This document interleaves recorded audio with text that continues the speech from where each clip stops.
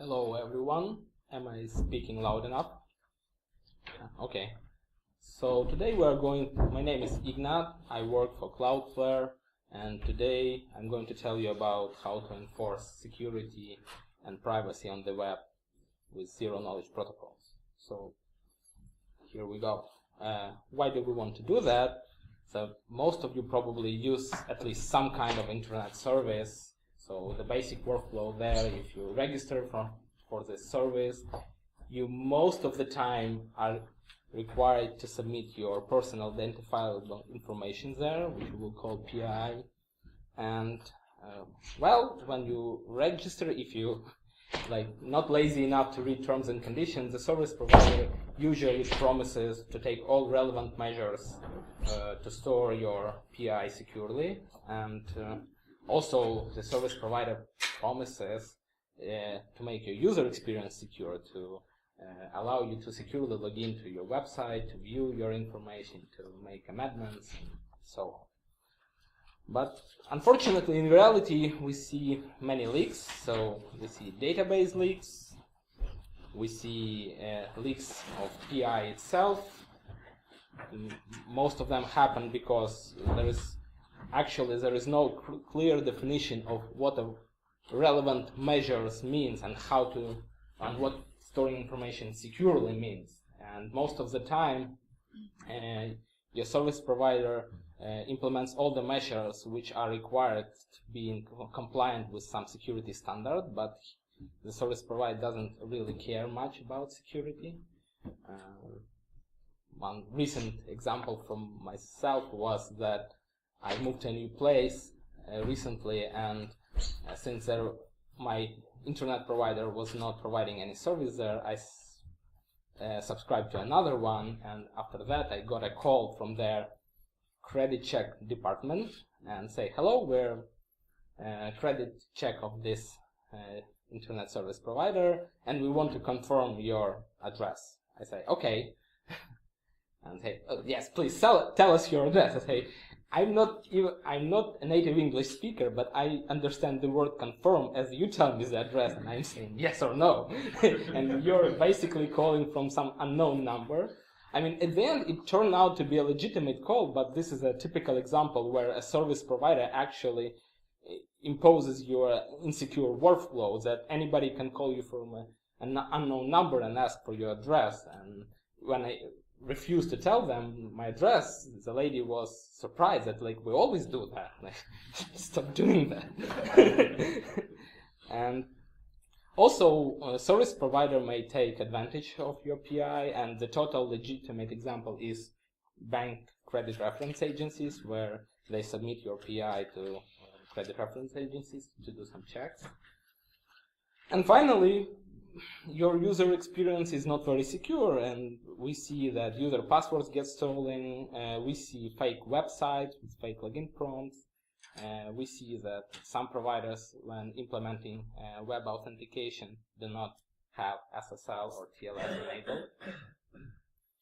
So let's take a look from a security perspective. So when you subscribe to a service, you're probably like some Alice user, and they ask you for a password. You just make up a password and submit one. But later you want to log into your service, and you submit your password again. They authenticate you with the password. But do you think that HTTP authentication is secure?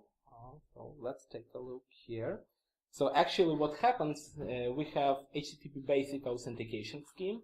So when you log into a website, you send your username, a custom string called realm, and your password in clear text. And the server just verifies, yeah, this is the same password I have in my database. So actually, if you think of it, this scheme is not very secure.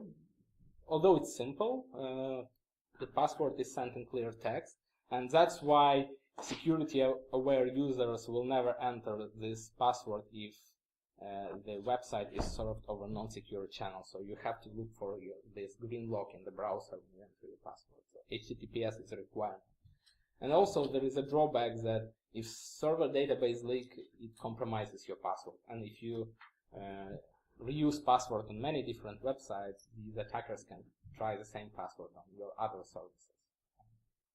So to mitigate that, another scheme was introduced. It's called digest authentication, where server, instead of real password, stores the hash of the above value. And how it works: so a user requests a protected resource, and server generates a nonce, and user submits hash of the password hashed again with this nonce, and the nonce the user generates in response. So this scheme is better. Passwords are not sent in clear text anymore. This scheme is protected from replay attacks because you use two nonces here. Servers do not need to store passwords themselves anymore, so server database leaks only compromises the authentication information for this specific resource, or real as they call it in a digest authentication scheme. But it's still vulnerable to MITM attacks. This scheme is still vulnerable to spoof websites. So if you're trying to log in, so nowadays attackers create clones of legitimate big websites like Google with like a slightly difference, a one-letter difference in the domain name, and try to trick users logging on the websites and actually leaking their password to this to the website, the malicious website owner. So this scheme still requires HTTPS, and this scheme is vulnerable to dictionary attacks. And although it's considered more secure than basic authentication, if you read the current RFC, which describes this authentication scheme, it specifies directly that this scheme cannot be used with user passwords. It can only be used with machine-generated password to authenticate services between each other. So it says like the password has to have like at least 128 bits of entropy. Such password typically cannot be memorized by humans. So none of the current HTTP schemes works with user password actually, and they also specify that it should be authentication should be done over a secure channel like HTTPS. And so we see that HTTPS is key to everything. So we need to implement HTTPS everywhere in modern internet, and this is right thing to do, but the problem is it's hard. So modern web page is not served from a single service nowadays, but it's like a combination of many resources taken from different parts of the internet. So you have problems with mixed content.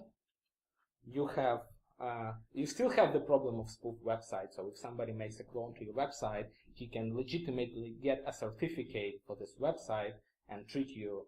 If the website has same look and feel as like a major popular website, the attacker can still trick you putting your credentials there.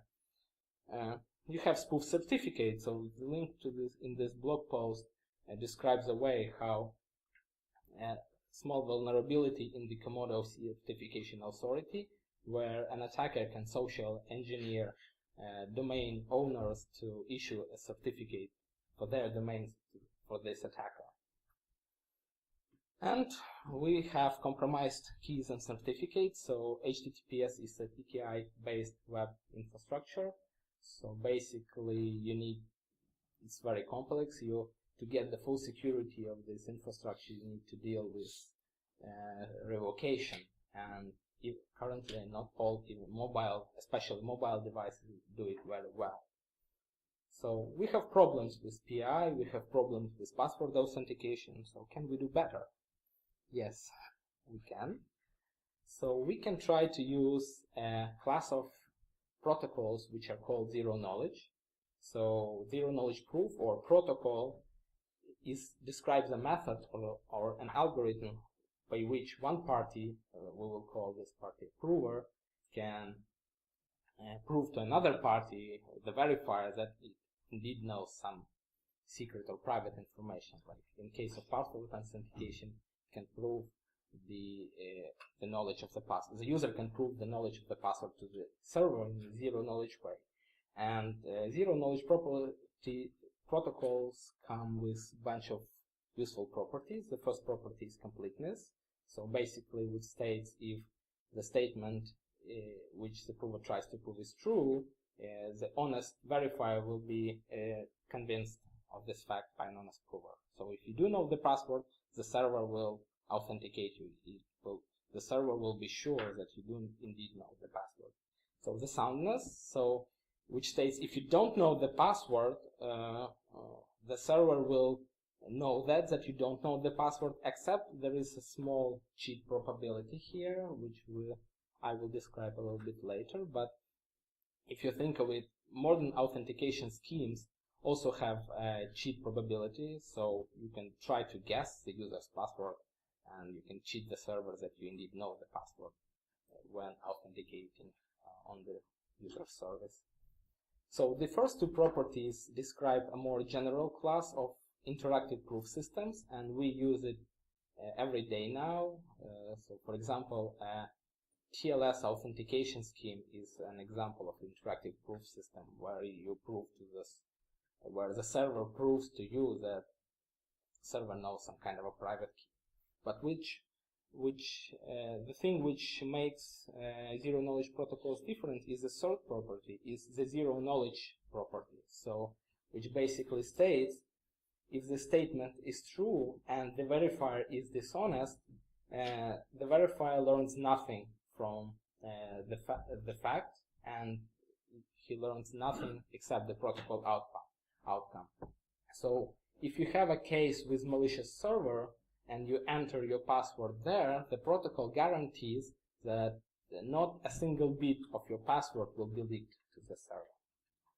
So let's just review it by example. So this is a textbook example of zero knowledge protocol. So imagine you have this cave with a magic door, and the door opens when somebody tells this magic secret word. And imagine we have a prover.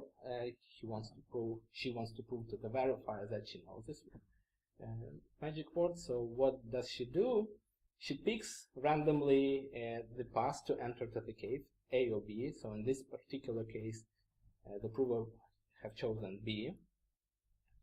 Then the verifier goes into the cave and also randomly chooses A or B and shouts. So in this case, the verifier shouts path A. So, and the prover needs to reliably appear on the path which verifier has chosen.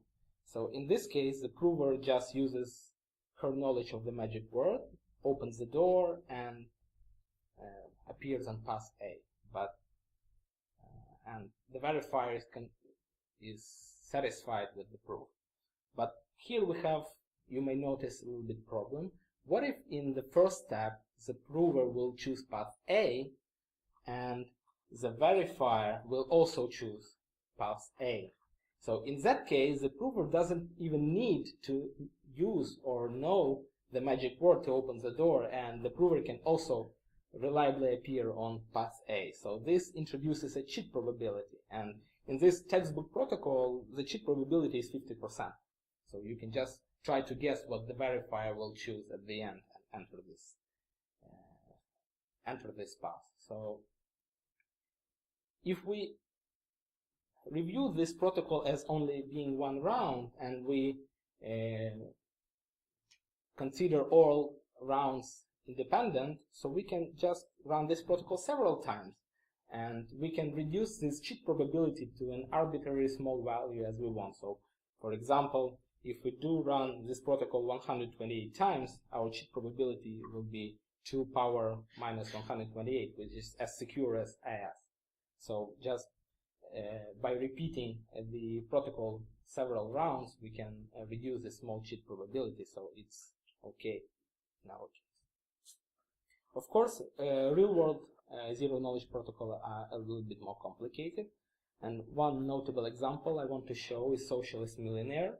So basically, this protocol describes a problem where two people want to check whether their wealth is equal. So transfer to authentication scenario, whether like client and server possesses the same password, so they can authenticate each other. So the way how it works, it can be implemented over elliptical cryptography. So imagine you have a common set of cryptographic parameters. You have Alice and Bob, this is like user and the server, and they both possess some secret information, X and Y, and they both want to know whether X equals Y. So what they do a couple of computation and exchanging of intermediate values. So they do 3 rounds of computation and exchanging values. So you don't have to dive into the math here. I just put it as a reference. You can check it out later. And at the end, they basically check this equation. And if this equation holds, each of them reliably knows that the other party possesses the same secret. So for interested people, if you do unroll the last equation, it will look something like that. And you can just see here, if x equals y, the last term will be 0 and the equation will hold. So this protocol is more complex but has some useful properties. So it's protected from passive attacks. So a passive attacker learns nothing about the protocol or its outcome. So the passive attacker is the one who monitors your network for data exchange. So it is MITM protected. So MITM can do no better than a passive attacker, except just disrupting the communication channel and prevent you from communicating. Even if one party is dishonest, this party learns nothing about the other party's secret, not a single bit. So this is useful for, this is what I told about the zero knowledge property of the protocol. And actually, unlike the textbook zero knowledge protocol which we saw earlier, this protocol does not require several rounds to reduce the cheat probability. So it requires only 3 round-trip exchanges of intermediate information, and after that, all the parties get their result and they are satisfied with this result. So you don't have to repeat this protocol like 128 times. And interestingly, this protocol, although it's relatively new, it's already adopted in open source software and have good tracking history. One notable example is off-the-record messaging, if you ever used it. When I looked at it, the only problem I saw that in off-the-record messaging, since Socialist millionaire protocol is Diffie-Hellman based, so off-the-record messaging uses 1536-bit group Diffie-Hellman calculations.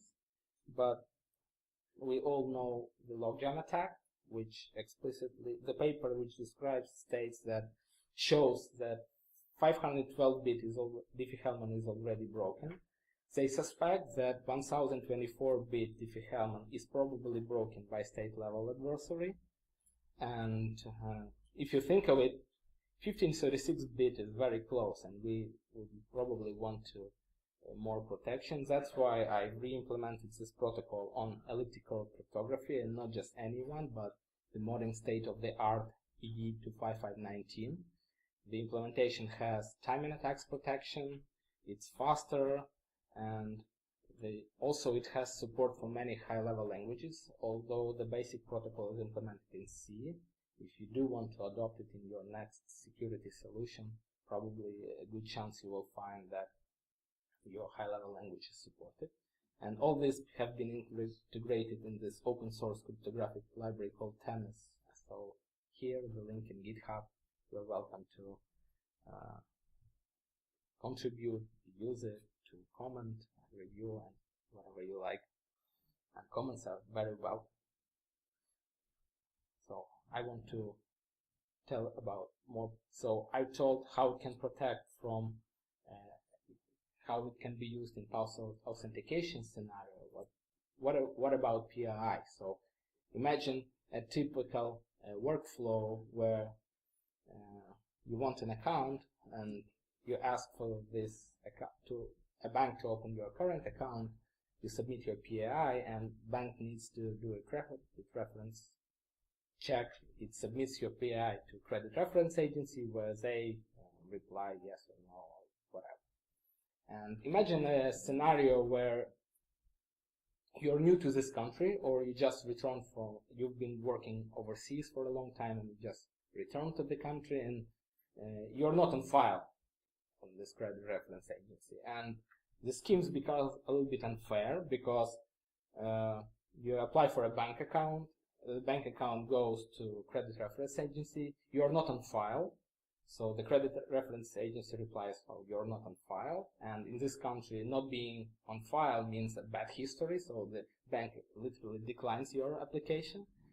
But in this scenario, you didn't get your account, but your personal information was leaked to credit reference agency, so you're already in the database here, so this is unfair. And imagine if you have the task to make the scheme fair in such case, so what probably most of people would do, they'd say, okay, let's do not send the PI to the credit reference agency, let's send hash of the PI.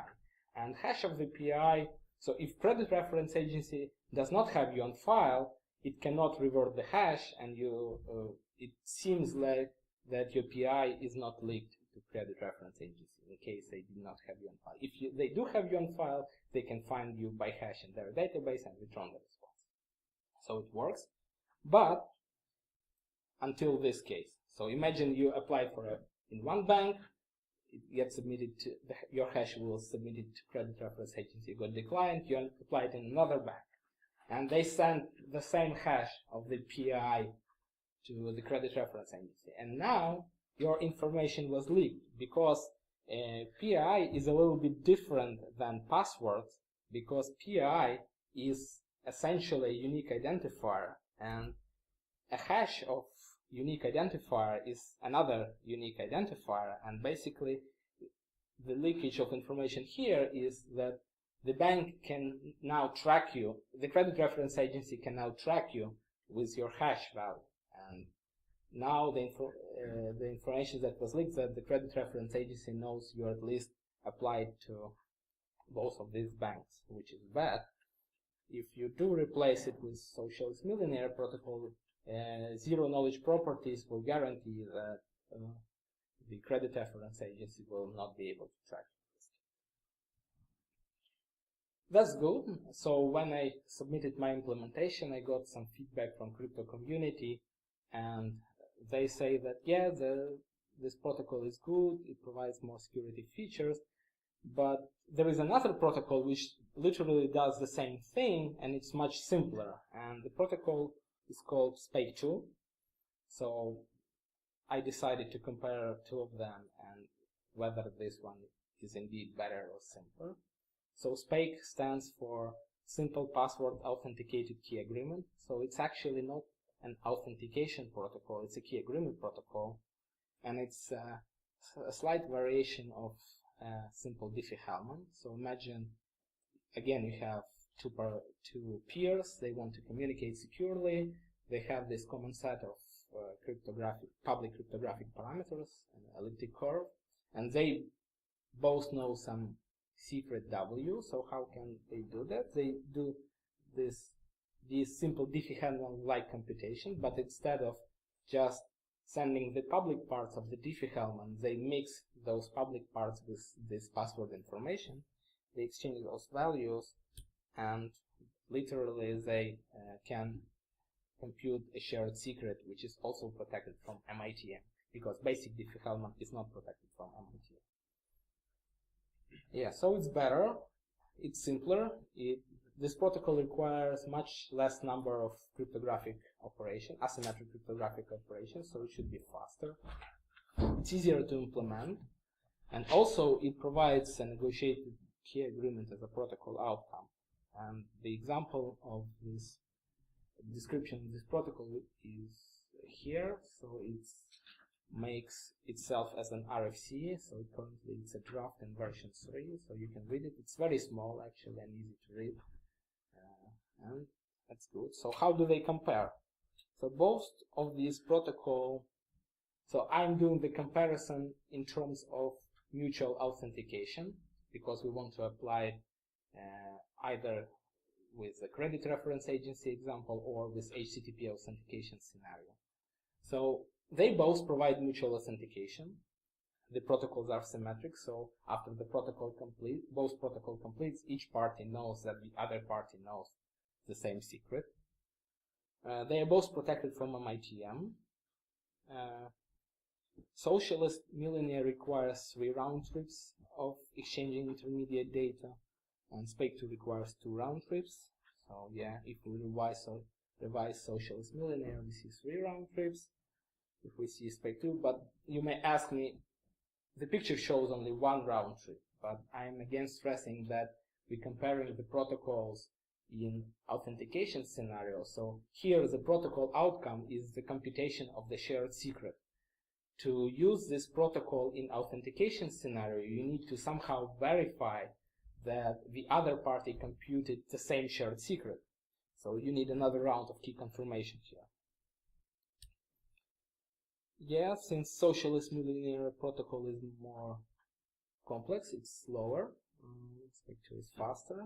I decided to check how much is it slower, so I implemented 2 simple benchmarking applications with both of the protocols, and it appears in average in pure C, Socialist millionaire is 30 times slower. But if you think of it again in terms of authentication scenarios, sometimes slowness is even a feature, because as an example, a modern security system are implementing password verification scheme to be deliberately slow. For example, PBKDF2 protocol. So the system should be implemented in such a way that it is fast enough for a legitimate user, but slow enough for a brute force attacker. So they deliberately implement verification password in a slow manner, so when brute force attackers try to verify many passwords, they cannot achieve much efficiency. And if you talk to real world developers, nobody will implement a web application in pure C now, so they will probably use some high level language like Python. And in Python, the Socialist millionaire protocol is only 3 times slower on average, because more CPU cycles are wasted on Python runtime than the actual cryptography. Not the case, almost not the case. Yeah, SPAKE2 is a key agreement protocol, so it negotiates a shared secret as the protocol outcome. If you take a closer look at Socialist millionaire, it can be actually used as a key agreement protocol as well, and it actually negotiates 2 shared secrets. So if you remember the scheme, it starts with 2 Diffie-Hellman-like key exchanges. So basically, if the last equation will hold, you can cache those intermediate parameters and use them as a shared secret. Now, and the last but not least, so Socialist millionaire is a proved zero knowledge protocol, so it has this zero knowledge property, which is very useful if you're handling personal identifiable information. SPAKE2 is simpler, but it might have some implementation caveats. I'm going to show them here. So if you take a closer look, if you think of the secret which is being compared, secret W, if you think of it as a private key, the actual values which are used in the protocol are not, so the secret is not used directly, but actually some derived value from the secret is used, which looks like a public key. So eventually, if I'm an attacker, I do not need to know W itself to successfully authenticate using this protocol.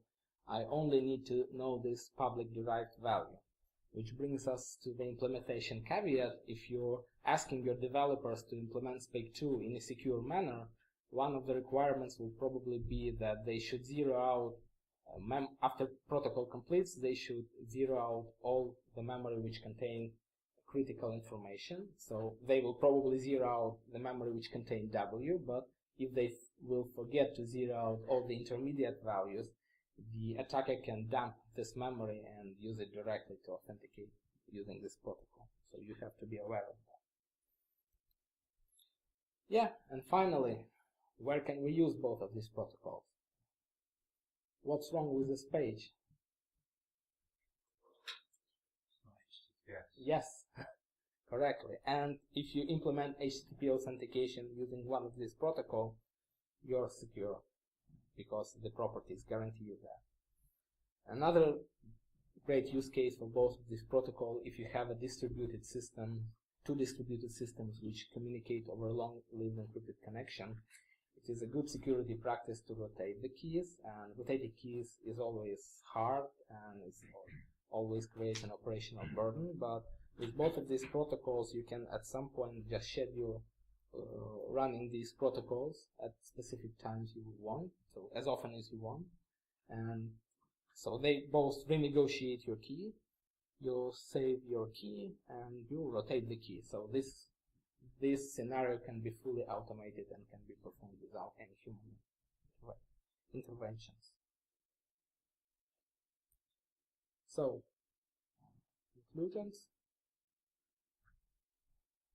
Zero-knowledge protocols are useful building blocks for enhancing security and privacy of the web, and especially they are useful when you're handling PI, so its properties allow you not to leak any bit of PI to an adversary. You can also use PAKE or SPAKE2 in many use cases,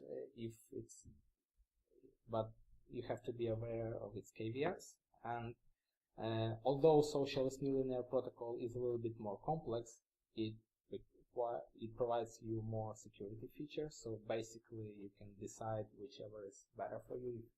If you're running for speed, probably SPAKE2 is a better choice. But if you're not concerned with speed that much, you probably want more security features, and probably you should choose the zero-knowledge protocol.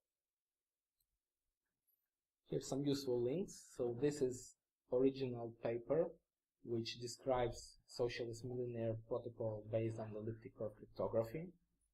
The code on GitHub. This is the same link I showed before. If you're more interested in SPAKE2 implementation, actually Google's Boring SSL adopted one recently, so you can take a look at the implementation there. And the interesting part that they both use the same state-of-the-art elliptic curve cryptography, ED25519. So it's pretty good and fast and secure. And these are links to these two small benchmarking programs I was talking before to check the speed of each protocol. They're also available. You can check them out. You can use them as a starting point or as an example how to use these protocols for authentication in your applications. That's it. Do you have any questions?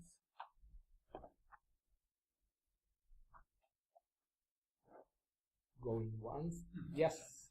You mentioned a couple of times about the relative speed of the two protocols. You expressed it as ×3 or ×30 depending on the implementation. But in absolute scale, what sort of numbers are we talking about? I guess absolute scale depends on the workload on your actual service. Yeah. So let's say we take example of Cloudflare, we serve like millions of requests per second, so speed is probably will be more important to us. But for like lower load scenarios, security might be more important. I mean, you can make this trade-off, but there is no. The absolute number will also depend on which type of hardware do you have, which CPU frequency, how many CPUs, and etc., etc. So you cannot just measure absolute time without binding yourself to a specific hardware implementation. Yes. Is there any comments on the IBM identity mixer research program or any of the zero-knowledge protocols that you're aware of, like trying to do mutations in space? Well, I'm actually honestly not been digging deep enough for IBM research program. Why I have chosen Socialist Millionaire as my target, because usually in cryptographic community, when you're trying to push some protocol for like widespread use,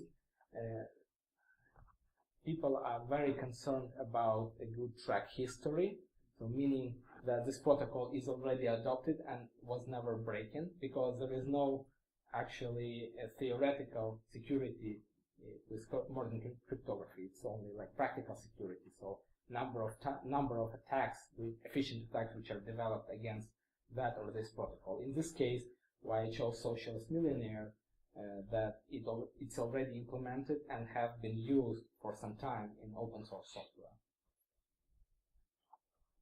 So that's why I didn't dig enough into more researchy projects. So I want to show that there is a mechanism to improve the authentication on the web now.